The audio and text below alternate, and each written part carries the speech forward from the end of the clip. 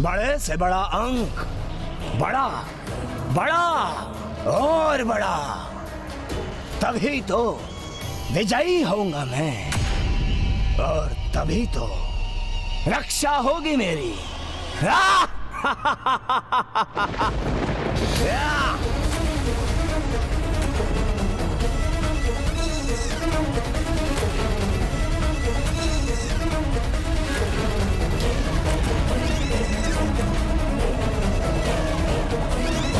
ये तो इतना आश्वस्त खड़ा है, कहीं कहीं ये क्रीड़ा पलटने तो नहीं वाली, कहीं ये उस खड़क तक पहुंचने में सफल तो नहीं होने जा रहा है। नहीं नहीं, ऐसा कदापि नहीं होगा। उचित है इस इंद्र का कथन, बड़ा अंक लाना है मुझे, बड़ा अंक। क्या अंक प्राप्त हुआ अट्टासुर? दो।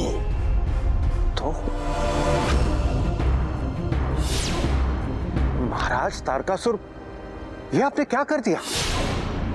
आपको बड़ा अंक लाना चाहिए था ना, मात्र 2 से क्या होता है? इस प्रकार तो कुमार कार्तिकेय आप तक पहुंचकर आपका वध कर देंगे। अर्थात आपको बड़ा अंक लाना चाहिए ना, और खड़क को प्राप्त करना चाहिए, अन्यथा आपका अंत तो सुनिश्चित है।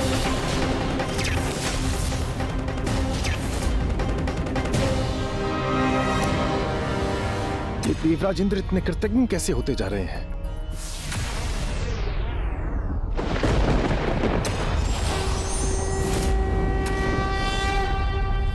जैसे जैसे तारकासुर के मन में भय बढ़ेगा, उसकी शक्तियां क्षीण पड़ती जाएंगी।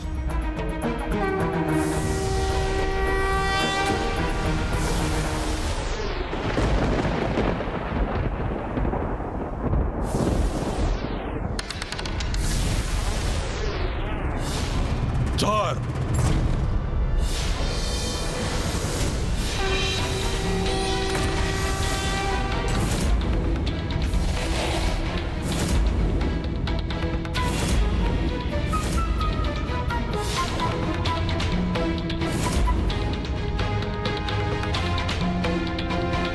महाराज तारकासुर, 8, 9 अथवा 12 जैसा अंक चाहिए आपको।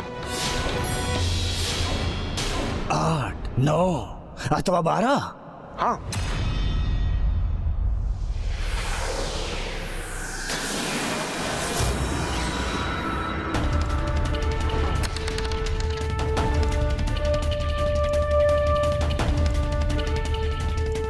ध्यान से महाराज, अन्यथा आप पराजित भी हो सकते हैं।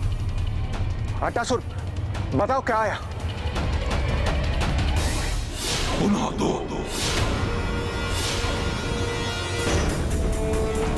महाराज तारकासुर, क्या हुआ आपको? मैंने कहा था ना आपको 8, 9 अथवा 12, ये 2 तो कदापि नहीं कहा था मैंने।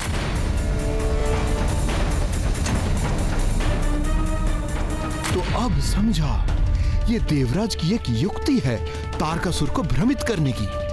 वायुदेव, ये देवराज इंद्र की एक युक्ति मात्र है तारकासुर का ध्यान भटकाने की। महाराज तारकासुर, क्या आपको ज्ञात नहीं, कुमार कार्तिकेय को माता महामाया से दिव्य सहायता प्राप्त है, तभी तो वो आपके बिछाए जालों को इतनी सरलता से पार कर पाए, जिन्हें आप भी नहीं भेद पाते। और ये ज्ञात होते हुए भी आप इतने निश्चिंत होकर ये क्रीड़ा कैसे कर सकते हैं? क्या आप एक बड़ा अंक भी नहीं ला सकते? बस शांत देवराज इंद्र, मृत्यु होगी तो मेरी होगी, इसमें तुम्हारी क्या हानि है? तारकासुर जी, यदि आप अपना अंत करवाना चाहते हैं तो करवाइए। मैं तो वैसे भी इस वृक्ष के रूप में सदैव यहीं पर उलझा रहूंगा, और वैसे भी अब हम एक समान हैं। हमारे परस्पर संघर्ष से हमें कुछ भी प्राप्त नहीं होगा, इसलिए मैं आपसे पुनः कह रहा हूं, बड़ा अंक लाइए, बड़ा अंक। कदाचित इंद्रदेव की यह युक्ति सराहनीय है। वो जितनी बार तारकासुर को उकसाएंगे, आवेश में आकर तारकासुर क्रीड़ा में उतनी ही भूल करेगा।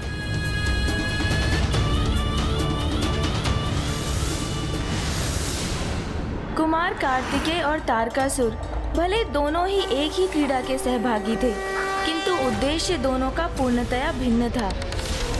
तारकासुर का उद्देश्य जहां मात्र विजयी होना था, वहीं कुमार कार्तिकेय विजयी तो अवश्य होना चाहते थे, किंतु सत्य पथ पर चलकर धर्मानुसार विधि से। महाराज तारकासुर, अब आपको मात्र 4 अंक चाहिए, मात्र 4।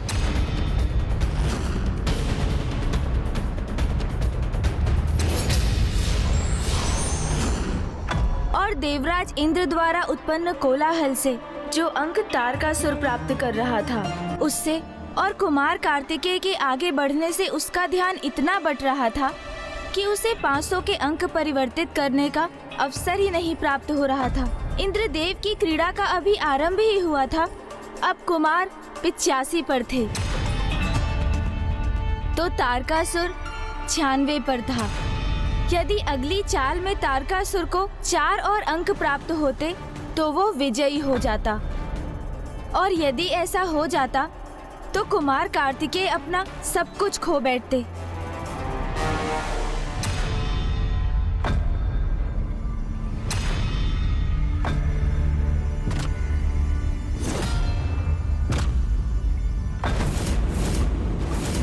बस अब थोड़ी ही दूरी शेष है, किंतु जब तक विजयी ना हो जाऊं, सावधानी से आगे बढ़ना होगा मुझे।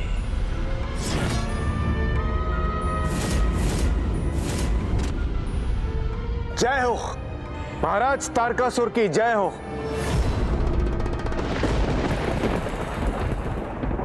कैसे निकृष्ट द्रोही हैं आप देवराज इंद्र, ये कैसा आचरण कर रहे हैं आप? और ये तारकासुर आपका महाराज कैसे हो गया? कितनी सहजता से अपनी निष्ठा कैसे बदल ली आपने? इसीलिए तो मैं देवराज हूं,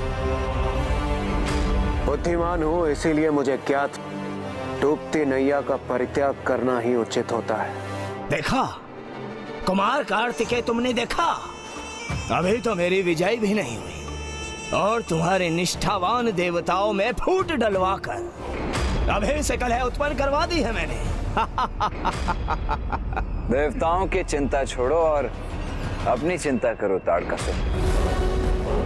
अभी विजयी नहीं हुए हो, इसलिए तुम्हारे लिए अभी यही उचित होगा कि तुम क्रीड़ा पर ध्यान केंद्रित करो।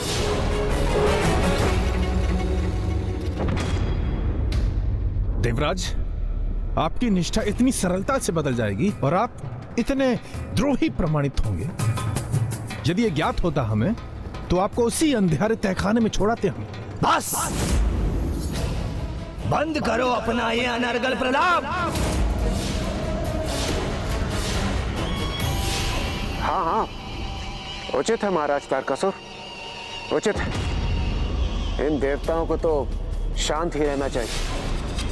मेरे महाराज तारकासुर विजय के इतने निकट जो हैं, बस घोषणा ही शेष है।